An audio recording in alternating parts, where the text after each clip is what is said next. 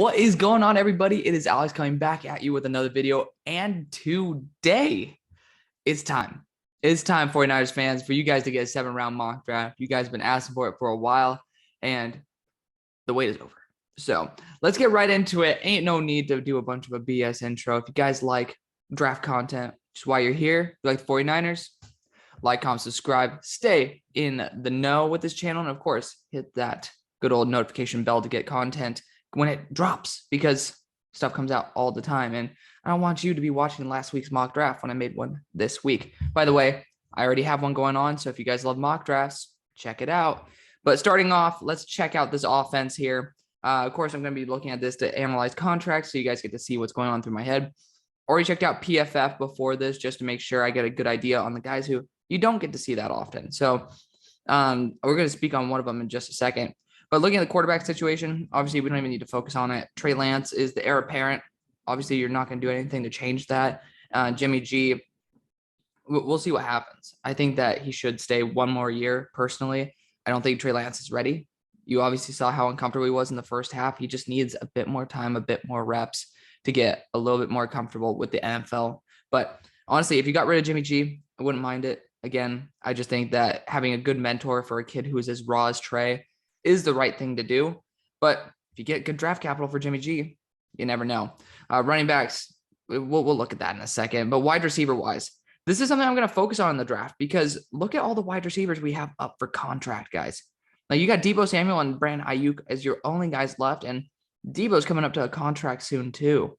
So a little bit of a concern right there. I'm looking maybe for a wide receiver 3. You look at Wan'Dale Robinson in this draft as like a really fun addition, because we all know you guys like your little gadget players, and he's a perfect one for it. Imagine having him also in that run game with Deebo as a former running back from Nebraska, that being Wan'Dale Robinson.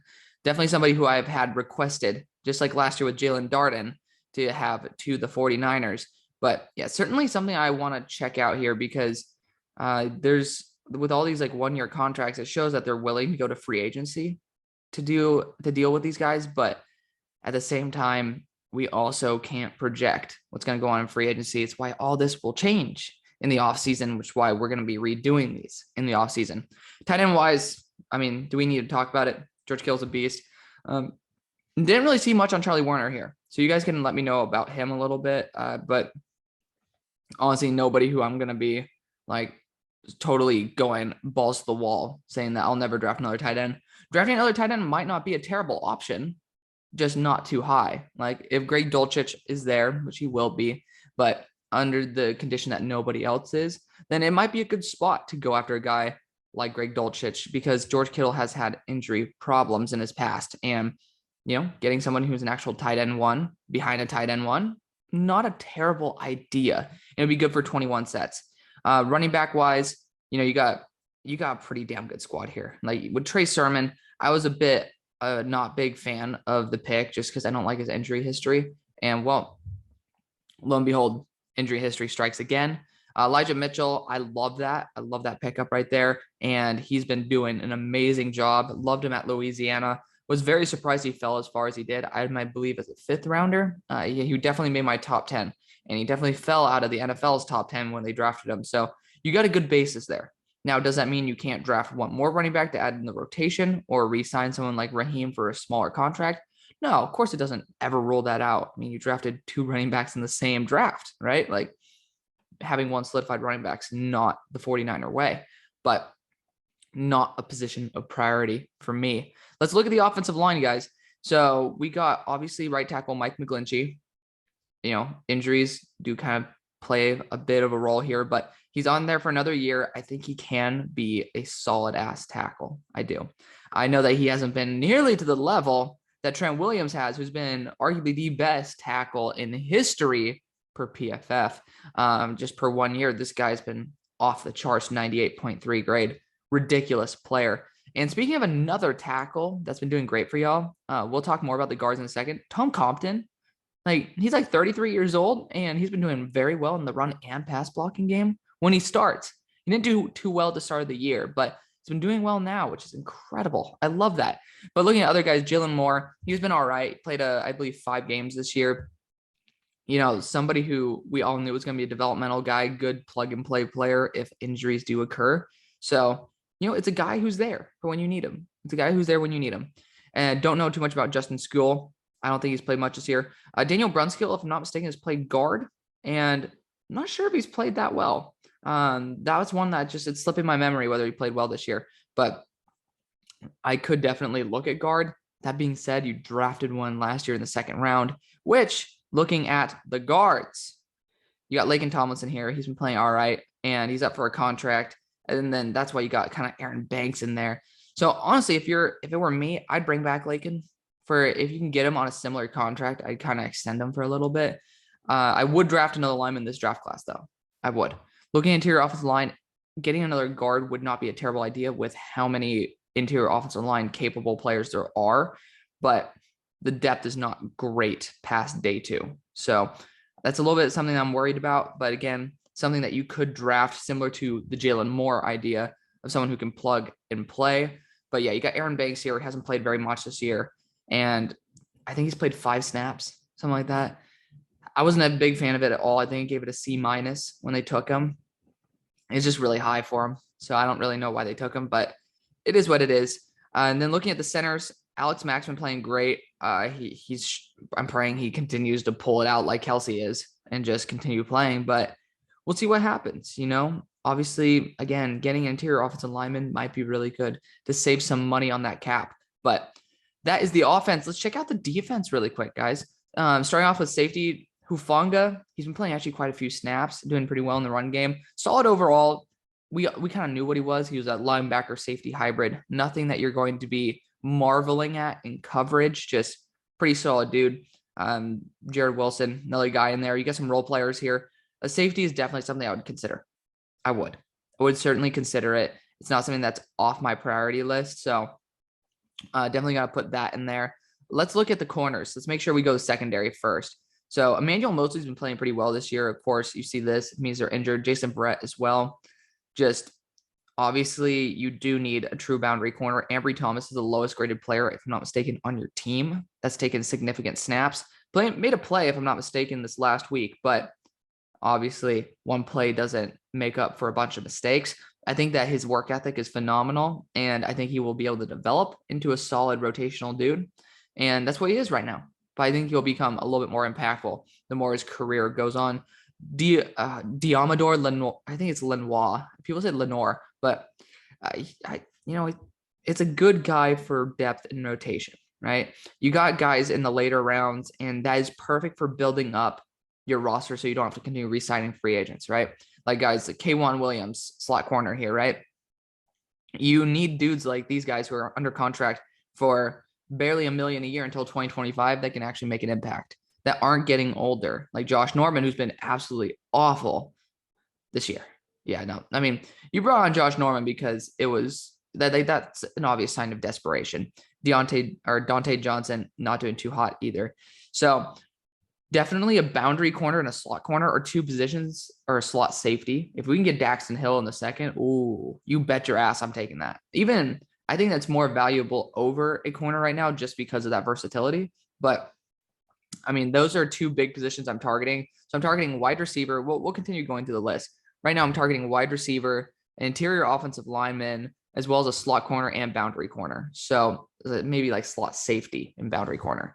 Just because, again, K'Wan Williams, he got brought on for 1 year, even though they're still looking for somebody to replace long-term there and not have a rotational guy. So, again, Daxton Hill.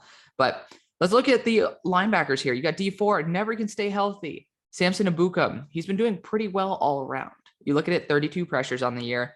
Nothing like Nick Bosa, but someone who is a solid impact. You have him there for another year, and he's young enough to where if you want to extend him, you can.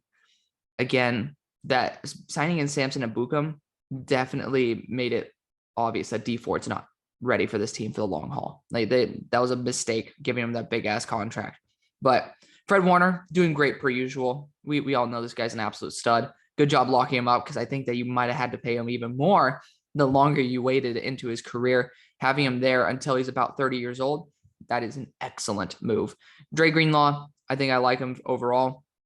Definitely someone who can continue developing into a big impact player over time. Again, look at the age of these linebackers. They're doing a good job here. They're doing a good job. That means that they're having good impact players while they're young. That's a good sign. So big fan of that. Look at the defensive front. You know, you got guys like Arden Key here, who is honestly having a pretty good year for the snaps he's been getting. Charles Omenihu, another guy, he's young, developmental dude. Obviously, he didn't draft him, but when you try to acquire him after the draft, got pretty good value right there. Jordan Willis, you know, I'm pretty sure he was on the Bengals last year, a guy who's definitely a solid depth player. Nick Bosa needs no damn introduction. Eric Armstead's also been playing pretty well. So I'm liking what I'm seeing. Javon Kinlaw has not been playing too hot. That's unfortunate. I think he still has room to grow. So I like to see that. But that interior defensive line could definitely use, or that edge rushing interior defensive line group could use one extra dude. Maurice Hurst also being pretty effective in the limited snaps he's gotten. So honestly, I hope they re-sign Maurice. I think one extra edge rusher is a position I'm targeting. I know you guys think that as well. You need someone who's healthy. And again, this NFL relies on rotation. Sam Williams is my favorite target for the Niners in this draft. We're going to see if we can get him. So to wrap it up, let's see what we're going to be going after. Wide receiver for sure. Boundary corner, slot corner / safety. Then we also want an extra edge rusher, maybe an interior offensive lineman. And then we could get a running back later on, but we'll see what the value is right? I could definitely see us getting more than one wide receiver this draft. So that's the longest time I think I've spent doing this. I don't know why I was about to click record again. Oh my goodness. Imagine that. Imagine I put in all that work and then hadn't recorded it. That would have killed me. As much as I love recording for you guys, we all know that recording multiple times, not the most fun thing in the world. Of course, we got the sun being a pain in the ass. I have one little slit right there in between my like my drape, I guess that's what you call it, the curtain, and like the wall. The sun's right there. The most irritating thing in the world. Of course, I should have it turned around so you guys have front lighting rather than back lighting.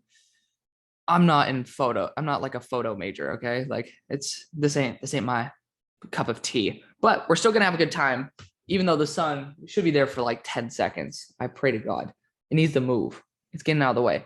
Of course, you guys aren't here to see me. It's just a pain in the ass from behind the scenes to get that. And of course, if you guys are new to the series, we know no trades because it makes it way too complicated, not very fun, and sometimes the trades are very unrealistic and just kind of stupid. So we're definitely not going to do that at this spot. Let's pray. I haven't even been paying attention to what's been going on because the sun, but Kyler Gordon, Darion Kendrick are here, heavily considering that.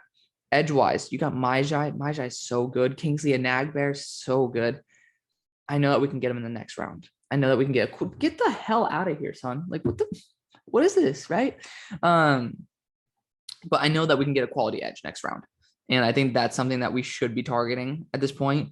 Interior defensive line wise, you got some really good guys here. If there were, where did he go? Devontae Wyatt went at 43. I like Devontae Wyatt a lot. That'd be pretty fun. But most of these guys, I'm not comfortable trying to replace a top 15 selection in, oh my God, I'm bugging on his name. Holy shit. I literally said it. I just bugged out on his name. Where's he at? Javon Kinlaw. Whew. I like Marcel Darius stuck in my head for some reason. I'm so stupid. But this position, we're going to be going Kyler Gordon, hyper athletic corner out of Washington. Definitely worth the upside. His athleticism makes it perfect for the scheme. The sun is just ridiculous right now. Booyah. There we go. I should have just done that the whole time. But definitely somebody, we need a boundary corner desperately. And he's somebody who offers that upside as well as the athletic upside. So definitely something worth trying to take a shot on and fulfill a need that is a pretty huge one, in my opinion. So, of course, continue to decline trades. The Jets love to trade with us, obviously. I mean, they tried to trade up with the Jets in the draft. I do know that for a fact. That's why, honestly, I could see a Jets-Niners trade coming up in this draft as well. Again, they do have really solid relations with each other. And no, I'm not pulling that out of my ass. That is coming directly from your buddy, my buddy, the scouting director for the 49ers, RJ Gillen. Love that guy. Great dude. But at this spot, this has to be an edge player, right? Like it has to be. We can look at the slot corner situation, not liking it too much. Yeah, I'm not vibing. Not vibing. Sterling Weatherford, if I'm not mistaken, I've been seeing some tape on this dude. Pretty good guy. Not gonna lie, pretty good. So edge defender wise, Arnold Ebiketie might have to be this pick. You're looking for somebody to be that D forward role. He could play with his hand in the ground or standing up. Again, Sam Williams would be better value. I just never draft Arnold Ebiketie, and I draft Sam Williams all the damn time. Both of them should be gone by this point. So I'm going to be drafting Arnold Ebiketie here. Keep it fresh, but also keep it effective. I think that's a very big thing to keep in mind. Oh, hold up, though. Hold up. Wandale's here. We can't pass on him. We can't. Totally forgot about that. I was like, wait a second. There's one position I have not drafted yet. So that is going to be the one. I'm literally moving my set as I see the sunshine like slowly drift. Most annoying thing ever. Not like annoying, but in like a funny way annoying. So obviously, I guess we are going to be a little bit more annoying and go with somebody who we have already drafted. And that is Sam Williams as well as Wan'Dale Robinson. I think both are excellent value. And honestly, I think that Wan'Dale is going about where he should. I have him like as an early third. So him going in the later third, not a bad thing at all. I don't think that's hyper unrealistic. Unlike our edge player that we should be drafting, fingers crossed, seeing Nolan Smith go makes me a lot more confident that he'll be here. Sam Williams, it's a guy who I do draft for you. Like, this is not me just like hoping he falls and getting good value. Like, this is a guy who I think fits perfectly with what the Niners are looking for. So far we've drafted a boundary corner. We've gotten an effective edge rusher. I think he's a second rounder to me, as well as who the hell else did we just get? Oh my goodness. I just totally slipped up. Wan'Dale. We got Wan'Dale. I was like, wait a second. I knew I wasn't going to draft Wan'Dale, and I did. Again, that's just how terrible this wide receiver class is, where like I'm going to have to force myself to draft guys I don't want to, just because, again, it's just not a good class. It's not. People say I'm a little bit crazy. Of course, I was beginning this less than 2 years ago. So the 2020 draft was happening like a couple weeks after I started. That was entertaining, to say the least. But at 163, Boye Mafe would have been a fun guy here too. Honestly, the more I think about it, maybe I should have went Boye Mafe at this point. Regardless, no regrets at all. I mean, it's still a fun draft. I love it. I love Boye Mafe, so got to give him a shout out while we are here. I think Jarrett Patterson's an excellent guy to bring into the fold. Andrew Voorhees, why is he here? He went back. Jarrett Patterson's an excellent option for this team. He can play guard. He can play center. And honestly, I have a third round grade on him. When you have Alex Mack playing at a high level, it's not clear whether he'll continue playing. But if I were him at 36, the time starts to tick a little faster. And I don't know if I'd want to go out on a low note. So maybe going out on a high note like that would be the best thing possible. So we'll see. We'll see. I think it's a great spot, though. Again, you get that guard depth as well as that tackle, or as well as that center depth. And it's a guy, again, he has starter potential. So big fan of him. At this point, we might have to go Boye Mafe. Again, just a freak of nature. I love him to death. Michael Clemens, another guy who's I'm a huge fan of. On the interior defensive line wise, yeah, I just don't like it. Don't like it at all. Maybe there's a guy in here who's big that you can use on the interior, but I think D'Angelo Malone might be 270. Oh, he's not. I'm forgetting who I thought was 270. I know Boye is, but we might just go Boye here. I love his fit on the Niners too. Looking at the corners, because we could get another one. You could get Sevyn Banks to be a safety.